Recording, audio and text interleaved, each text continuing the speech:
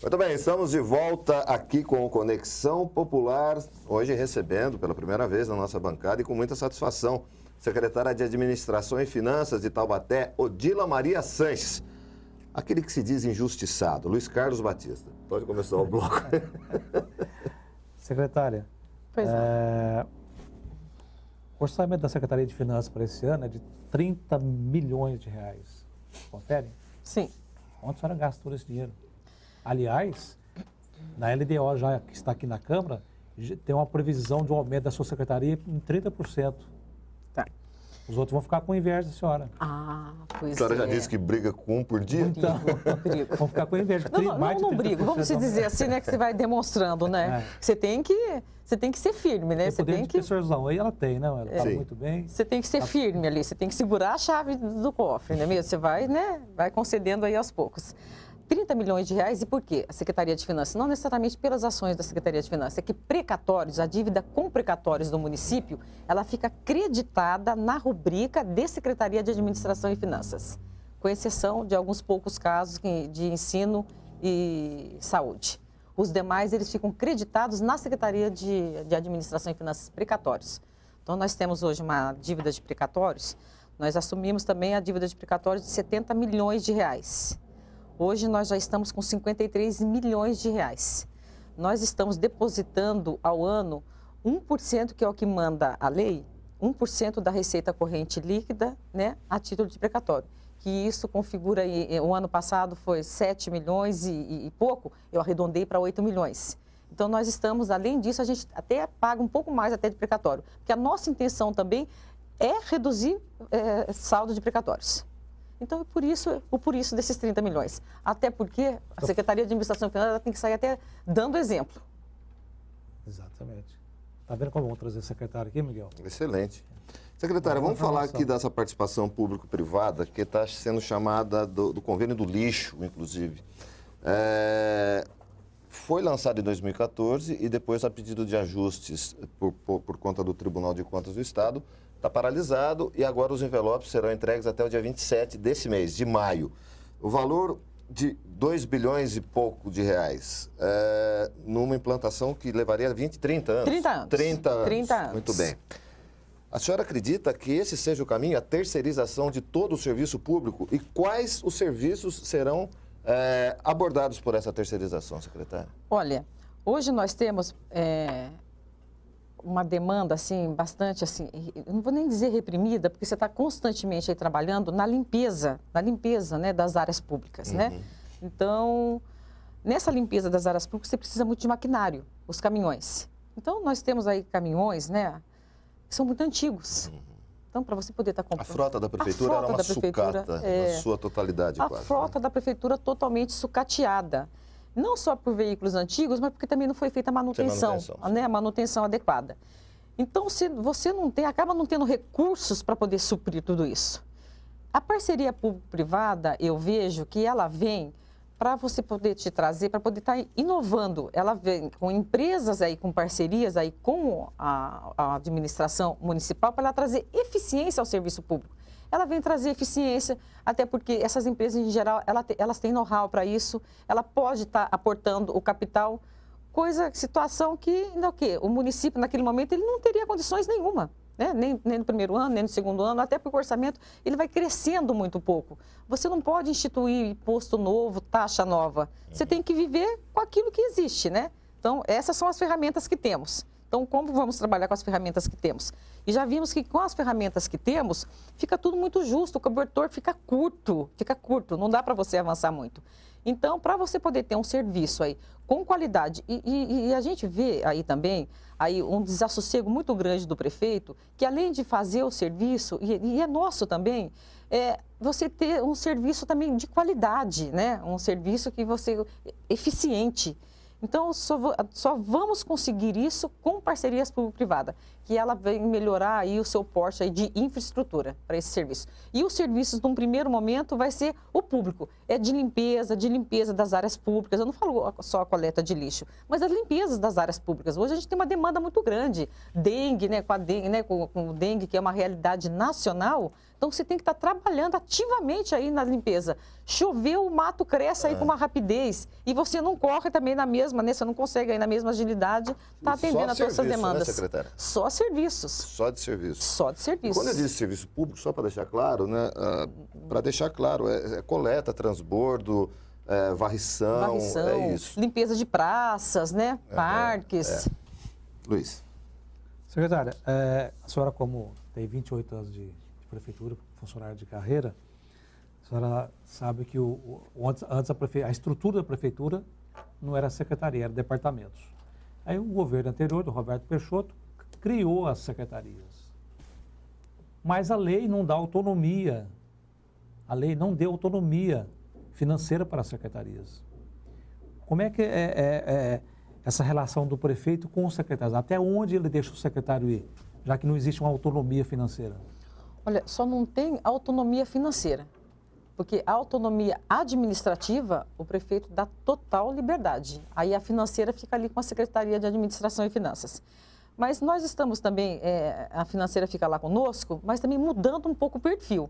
Porque, por exemplo, vocês podem até verificar como era antes e como é hoje, numa apresentação de orçamento e de lei de diretrizes orçamentárias, geralmente quem via a Câmara Municipal poder apresentar todas as ações, os programas e ações, era a Secretaria de Finanças. Então, se definia e se apresentava. Agora não, agora tem o envolvimento dos secretários. Eles elaboram, eles vão dando as diretrizes e aí nós somente compilamos os dados.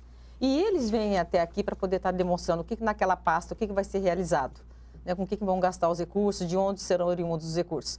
Então, você só não tem essa autonomia financeira no sentido da formalidade, né? Que a gente precisa ainda avançar muito. E avançar em que sentido? Em sistema. Tecnologicamente, nós estamos na idade da pedra ainda, né? Então, nós precisamos avançar em sistema, porque aí cada secretaria teria que ter um sistema esse integrado lá com o setor financeiro, dentro, né, dos parâmetros aí da Lei de Responsabilidade Fiscal e da Lei 4.320, que é a das normas da contabilidade pública. E isso nós não temos. Então, por isso, aí vai colocar, nossa, mas por que vocês não avançaram? Porque nós não conseguimos ainda avançar nesse sentido, em sistemas. Muito caro, tecnologia é cara, você precisa trazer uma tecnologia que seja eficiente. E aí, hoje, as nossas demandas, a nossa régua hoje está muito lá embaixo, né? A gente precisa, as nossas demandas ainda está na rua, está com o munícipe. A gente ainda tem demanda reprimida ainda, né? Ainda atendimento para a saúde, ainda para a educação, para as creches, o prefeito construiu muitas creches, mas as nossas demandas ainda estão ainda para com a população, para depois a gente se voltar também lá para dentro, né? E estar revitalizando isso. Secretária, Taubaté passou aí por 12 meses, aproximadamente, com déficit de arrecadação. Chegou na casa de 200 milhões, se eu não me engano, essa informação. Quais os projetos em que se teve que dar um estanque, que não deu para continuar? A senhora poderia enumerar quais projetos teve que tirar um pouco o pé do acelerador ou mesmo paralisados? Sim. Assim, teve que tirar um pouco o pé do acelerador de você estar construindo, tá fazendo a revitalização aí em mais escolas. E postos de saúde, não, porque o posto de saúde nós continuamos, mas mais escolas. Que aí, se nós tivéssemos aí todo esse recurso, nós tivemos aí uma queda de arrecadação na casa de 129 milhões de reais em 2014. Então, é considerável, né, esse valor. Então, nós tivemos que pisar um pouco no freio com relação às reformas que estavam sendo feitas. Agora, os investimentos, as construções, isso não. Então, nós paramos um pouco as reformas. Não parou, né? Mas você tirou um pouco o pé do freio para poder dar continuidade agora nesse exercício. Previsão de retomada? Previsão de retomada. Agora, a partir do segundo semestre ou imediatamente? Não, imediatamente. Imediatamente. Tá. Só não foi porque você tem depois aquelas formalidades, né? Isso demanda em muito tempo. Né? Tá certo. Luiz, mais alguma Secretário, coisa? a senhora falou que 180 milhões de reais a prefeitura vai ficar fazendo a mesmíssima, né? A mesma. Então depende não tem como avançar muito em mobilidade urbana, principalmente, que é o destino dessa verba, certo?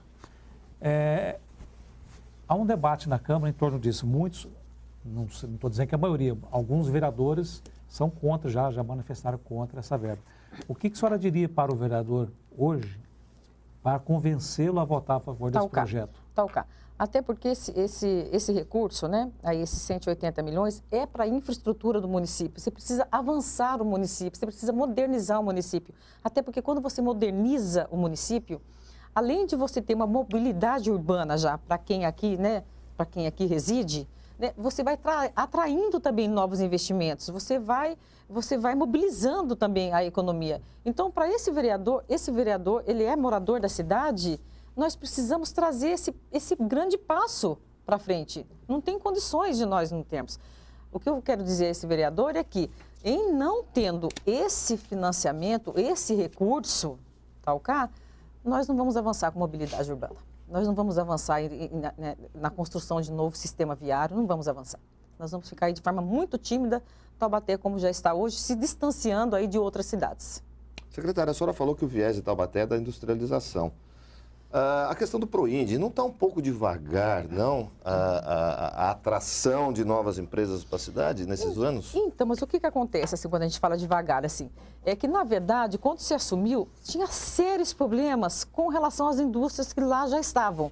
Ou as que já tiveram a concessão de áreas e abandonaram e não foram aplicadas as sanções. Então, precisou com que a secretaria, primeiro, analisasse, né, aí todos os processos e analisasse também, não só de forma administrativa, mas também nas questões jurídicas, e depois contatasse depois essas empresas para poder fazer esse trabalho, que foi um trabalho demorado, para aí sim, bom, agora já tem tudo isso higienizado, agora eu posso começar já a trazer. Então, essa área ela já está desimpedida, essa outra área, então agora eu já posso começar a trabalhar com as empresas, a trazer novas empresas. Então, é isso que, de repente, que vai dando essa sensação de lentidão, né? Sim. Então, agora que já se regularizou-se, né, aí tudo, agora sim, agora já está na hora já de mãos à obra, então, atrás aí de indústrias. É que o momento econômico também, né, ele vai ter uma participação, assim, bastante pífia, né, bastante tímida também nisso, né, porque aí as pessoas, né, os empresários, né, também eles ficam numa situação assim mais conservadora. Todo mundo em compasso de espera, né?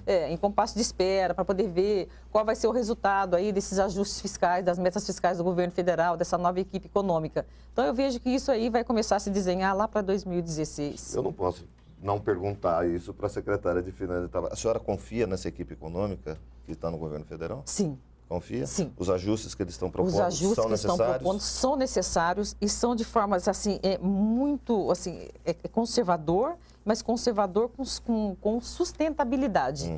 Porque não há o que se falar em avanço se você não apresentar aí ajustes em metas fiscais. Você tem que ter controle aí nas metas fiscais, você tem que ajustar essas metas fiscais e você tem que ver, você tem que ter isso sedimentado de onde vai ser oriundo esse recurso, como que você vai trabalhar com esse recurso, como que você vai fazer a sua poupança. Então, isso tem que ficar demonstrado, né?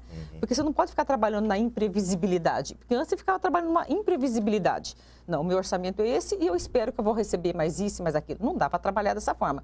Imprevisibilidade não gera confiança, né? Agora, quando você tem a previsibilidade, isso aqui vai ter lastro com esse recurso financeiro, essa despesa vai ter lastro com esse outro recurso, aí você tem a previsibilidade, com previsibilidade gera confiança e com confiança você vai gerando depois aí, você vai movimentando a economia. Como uma profissional de exatas, imprevisibilidade e exatas não combinam, né?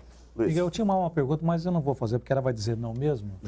Será? Mas você nem fez a pergunta. É o lado pitoniza do Luiz Carlos. A senhora tem pretensões políticas? Não. Tá vendo? Não, mas não tenho mesmo. Mas eu não tenho mesmo. Mas a sua visita à Câmara constante em termos de audiência e participação dava a levar naquilo que a senhora tinha algum interesse político. Nossa, ela participa tanto, porque não era comum na cidade, a senhora sabe disso? A senhora trabalha na prefeitura há 28 anos. Sim. Não era comum o secretário de Finanças participar de todas as audiências, estar em todos os momentos. Sim. Não era comum. Então, mas não tinha esse interesse escuso, não. De forma alguma, esse interesse escuso. Na verdade, a Secretaria de Finanças acaba participando porque ela fica ali à frente de tudo mesmo. Porque tudo vai ter dispêndio de recurso financeiro. Então, como tudo vai ter dispêndio de recurso financeiro, você está ali sempre acompanhando para poder estar participando. Tá certo. Tá certo. Secretária, agradecendo muito a sua participação. Infelizmente, o nosso tempo se esgotou, mas já convido para que volte aqui na bancada do Conexão Popular para a gente continuar conversando sobre as coisas da nossa querida Taubaté. Secretária, obrigado. Suas considerações finais, por favor. Tá bem. Eu que quero agradecer o convite, né?